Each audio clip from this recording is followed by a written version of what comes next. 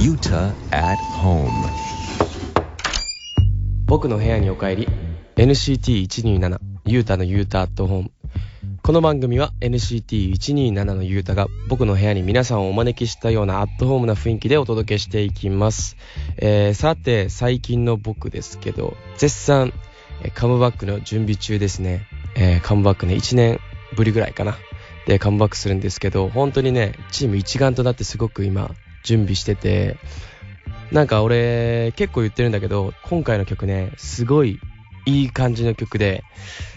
これはすごいことになるぞってみんなと言いながら練習してるんで、皆さんねぜひ期待して応援もしてほしいなと思います。個人的にはフェイバリットの時まではさ、まだこうファンのみんながこう直接見に来れない環境だったから、本当に久しぶりだよね。2年もうちょっとぶりぐらいかな。多分音楽番組でこうみんなと近い距離で多分ステージ披露するっていうのは初めてだから、個人的にはねそれもすごく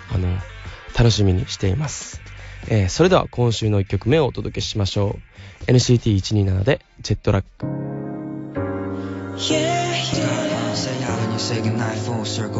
Yuta at home。 This program is brought to you by Disney Plus。 NCT127 ユータのユータアットホームをお聞きの皆さん、たまたまラジオでこの番組を聞いてくれている皆さんへのお知らせです。この時間は期間限定で僕ユータがディズニープラスで配信されているいろいろな作品の見どころをお伝えしていきます。今週紹介するのは韓国ドラマアダマス失われたダイヤです。22年前に最愛の父を殺された双子の兄弟ウシンとスヨンがトラウマからか、検事とミステリー作家に成長し、父親が殺人の罪を着せられたことを知り、真実を求める追跡劇なのですが、まずゾクッとするサスペンス感がすごいですね。韓国のサスペンスドラマは結構怖いんですよね。冒頭から怖いシーンでスタートして何とも言えない不気味な人物たちも次々と登場します。そして演技にも注目してほしいですね。主人公は大人気俳優のチソンさん。今回はなんと双子の兄弟を一人二役で演じています。双子が会話する場面もあって、これどうやって撮ってるのってびっくりします。周りを固める豪華な出演者たちにも注目です。それでは引き続き NCT127 ユータのユータアットホームをお聴きください。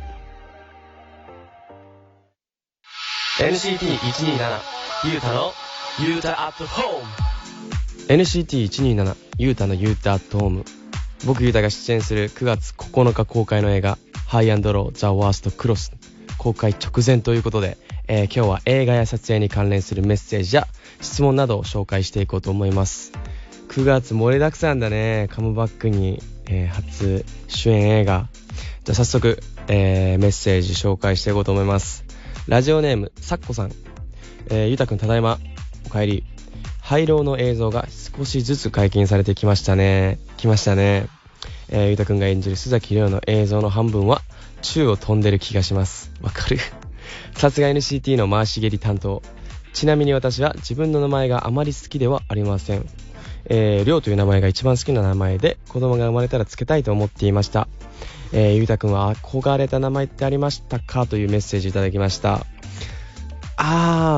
でもね、俺もゆうたってあんまり好きじゃなかったというか、なんかもっとかっこいい名前あったんじゃないかなっ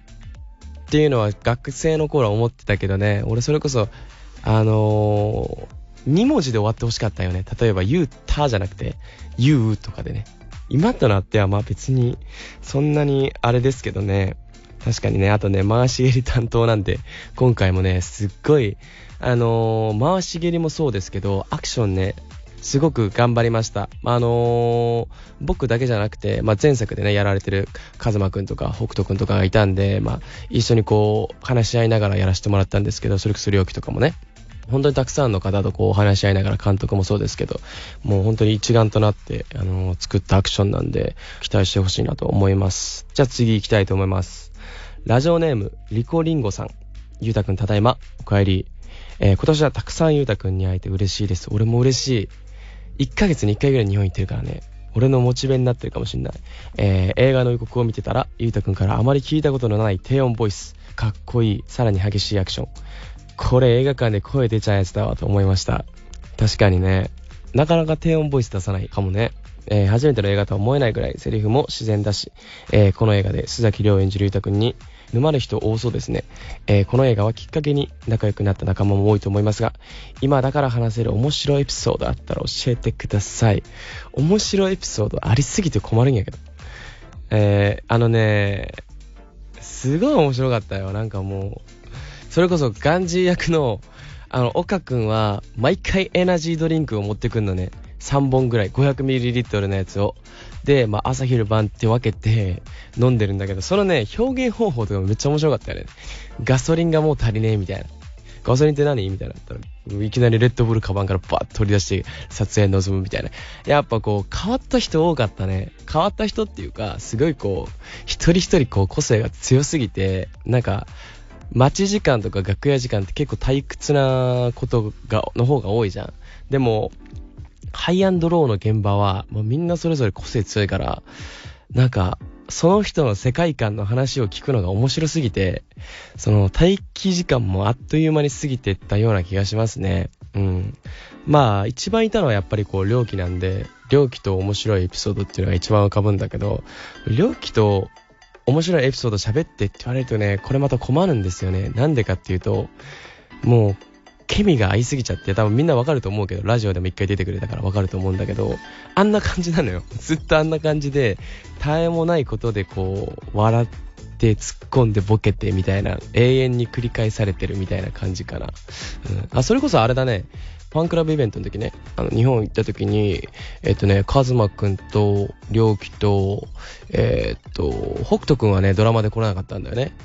でアキくんもちょっと来れなかったんだけど、それこそね3人でご飯食べに行って、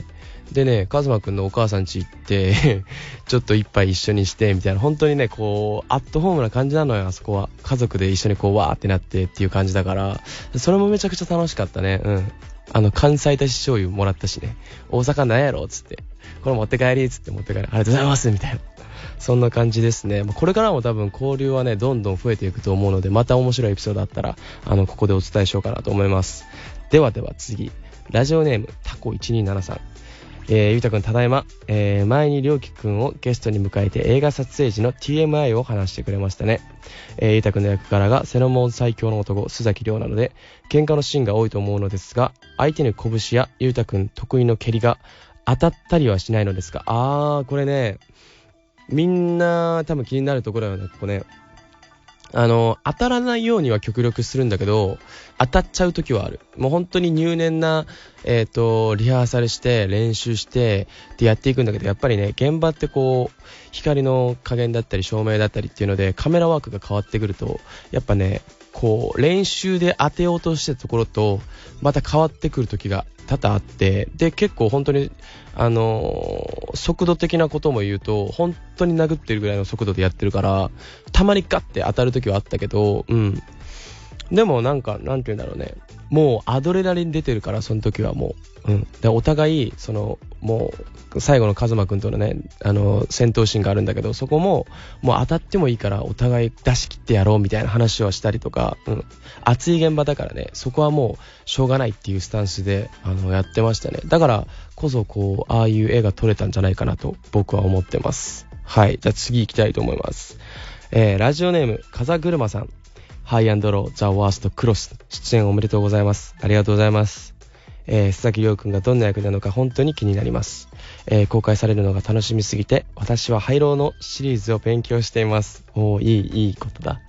今の時点では村山が好きです。太くんはハイローシリーズで好きなシーンやキャラクターありますか？ぜひ教えてください。そうだね、俺もあのシーン好きだけどね、村山と轟のドラマの方だと思うんだけど、そう轟が転校してきてこ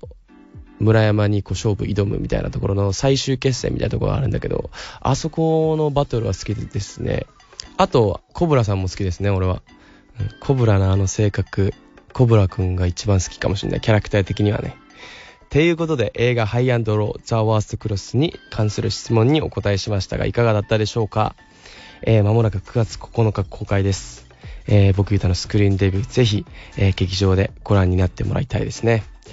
もちろん映画の感想も番組まで送ってください。緊張するわ、ちょっとお手柔らかに皆さん見てほしいなと思います。それではここで1曲お送りしましょう。クリームスパンキーで怒りをくれよ。 NCT127 ゆうたのユータとお送りしたのはクリームスパンキーで怒りをくれよでした。では皆さんからのメッセージを紹介しようと思います。ラジオネームゆいさん、ゆうたくんただいまお帰り。私は今夏休みなのですが、足の病気を治すため入院しています。院内はとても暇で NCT127 のコンテンツやミュージックビデオをずっと見ています。リハビリにくじけそうになる時もありますが、ゆうたさんのことを考えると頑張れます。ところで入院中で何もすることがないはずなのに全く課題が終わっておらず、今必死にやっています。ゆたさんは夏休みの宿題を計画的にやるタイプですか、それとも後に溜め込むタイプですか。私は後に溜めてしまいます。そうなんだ、ゆいちゃんは後で溜めちゃうタイプなんだね。どうだったかな。なんか俺も結局予定を立てるタイプなのよね。なんかここまでにこれをしようとかってするんだけど、多分誰って最後にやってた気するけどね。ゆいちゃんと一緒だと思う、多分。まあそのね、今足の病気のため入院してるっていうことなんですけど、そのね治療もしつつ、多分時間が空いた時にゆっくりやればいいんじゃないですかね。NCT127 のねコンテンツを見つつ勉強しつつ、その両方交互にやると時間も過ぎるのは早くなるんじゃないかなと思います。ゆいちゃん足の治療、そして夏休みの課題頑張ってください。じゃあ次いきます。ラジオネームジャンボタオルさん、ゆうたくんただいまお帰り。私は31歳男性のシズニーです。おー、いいね。先日はファンクラブイベントスクール127にお一人様で投稿しました。いらっしゃいませ。イベント当日まで一人で浮かないかな、周りに変な目で見られないかなと心配してしまい、イベントを楽しめるか不安に感じていました。しかしいざイベントが始まると、ドームツアーの時以上にゆうたくんやイレチリのメンバーとの距離がとても近く感じて、周りの目なんか気にせず純粋にイベントを楽しんでいる自分がいました。いやー、それはありがとうございます。一人でも思い切って参加してよかったです。ゆうたくんも最近不安に感じながらも思い切って行動してみてよかったことはありますか。これからも健康に気をつけて頑張ってください。応援していますというメッセージいただきました。ジャンボタオルさん、ありがとうございます。わかる。俺も行ったことないけど、やっぱちょっとね、異性のファンの割合が多いところに行くっていうのはちょっと勇気いりますよね。いや、僕自身もスクール127ファンクラブイベントすごい久しぶりにやったから、どんな感じなんかな、ちょっと不安もあったのね。やっぱドームしてまだ間もない感じだったじゃん。だからその温度差っていうのが出ないかなっていうちょっと心配はあったのね。でもいざ僕もやってみると、すごいトロッコに乗る時間も多かったし、あとやっぱ切り替えが大事だね。なんかコンサートの時はさ、かっこいい姿だったり曲っていうクオリティをさ上げていこうっていう気持ちはあったけど、俺どちらかというとファンクラブの時はその来てる人とアイコンタクトをめちゃくちゃ取れたらいいなっていうのを一個課題に置いてたのね。だから俺それは自分の中でもできたなと思ってるし、なんか楽しんでくれててよかったなと思うし、こういうメッセージをね読むとなおね、あれはあれでよかったのかなって、僕も楽しめたし、すごいゲームもね面白かったし、みんなも楽しんでくれればもうねそれはもう最高なので。で、最近不安に感じながら思い切って行動してみたことか、なんだろうな。いやでも最近というか、今回のカムバックの曲もそうなんですけど、すごいいい曲だっていうのはあるんですけど、やっぱねコンセプトとかその他もろもろはやっぱNCT127 らしいこの色っていうのは確実にあるので、そういった部分で言うとまた新たな挑戦というか、また見せたことのない NCT127 の姿だと思うので、そういった部分ではチーム一丸となって今回の曲も挑戦してることかな、だと思います。はい、なのでね、皆さん新曲の方、応援よろしくお願いします。じゃあ次行きたいと思います。ラジオネームバギー乗りたいハートさとちゃんさん、ゆうたくんただいまおかえり。ニーズウィーク日本版9月6日号の特集、世界に挑戦する日本人20人、ゆうたくんの名前が本当にすごい、知ってましたか？誇りに思う私の推し、ゆうたくんの努力、見てる人はちゃんと見てるんだね。自分の息子のように嬉しいです。ありがとうございます。すごい、これからもいろんなことに挑戦してください。微力ながら応援していきたいです。ゆうたくんが元気なら私も元気。またお手紙書きます。バギー乗りたいハートさとちゃんさん、ありがとうございます。僕もね、これマネージャーさんからこう送られてきて、それこそ母からも送られてきましたね。こういうの選ばれてたよっていうのは。なんかあんまりこういうことを気にするタイプではないんですけど、やっぱね、こうたくさんの人にメッセージだったり、ありがたいことにね、こう言って特集される人になったんだなと思うとすごい感慨深いし、逆にちょっと責任感がね、やっぱ生じますよね。やっぱこう、もちろん中本優太というね人物はいるんだけど、その中で属している NCT127 というグループ、そしてこれからね活動していく自分のなんて言うんだろうね、方向性というか、チームとしてもやっぱもっと頑張っていきたいなっていう、なんて言うんだろう、一つのねそういうきっかけになりましたね。あんまりこう自分が普段気にしてないことをこう雑誌だったりね、いろんな人から取り上げられると、いい意味ですごい刺激になるし、これからも頑張っていこうかなと思います。メッセージ皆さんたくさんありがとうございました。ということで続いての曲いきたいと思います。 NCT127 で文。하나 둘 셋 Yuta at home. NCT127 ゆうたのゆうた at home. Yuta at home. 今週の NCT127 ゆうたのゆうた at home いかがだったでしょうか。最後にこの方のメッセージを紹介しましょう。ラジオネームゆきちゃんさん、ゆうたくんと翔太郎くんが出演している DTV 醤油旅、楽しく拝見しております。ありがとうございます。ゆうたくんが関西弁でボケたり突っ込んだりと自然な姿が見れて、楽しく撮影したんだろうなという空気感が伝わってきます。私は最後の晩餐はうなぎって豪語するほどのうなぎ好きなので、今度大阪行くとき2人が訪れてたお店も行こうと思ってます。めっちゃ美味しかったよ。絶対行った方がいいよ。ふと気になっていたのですが、ゆうたくんは最後の晩餐に何を食べますか？うわー、俺それ最後の晩餐何食べますかって俺よく言ってるくない？何食べるかじゃなくて誰と食べるかなんだよな。かっこつけた。いやでも俺言ってるよね。俺うなぎに卵乗ってるやつとうなぎに牛丼みたいなの乗ってるやつあったじゃん。でどっちがおすすめかっていうと、俺は牛丼の乗ってる方が美味しかったね。あれ1個でいいかもね、女の子だったらぜひ行ってみてください。最後の晩餐は何を食べるかより誰と食べるかです。かっこいい。ということで皆さんの声を僕にどんどんこれからも聞かせてください。メッセージは OD 内にある番組ホームページのメッセージホームで受け付けています。ツイッターのハッシュタグは英語でゆうた@homeです。それではお別れの時間となりました。 NCT127 ゆうたのゆうた@home、 DJ は NCT127 のゆうたでした。次回も僕のお部屋に遊びに来てください。バイバイ。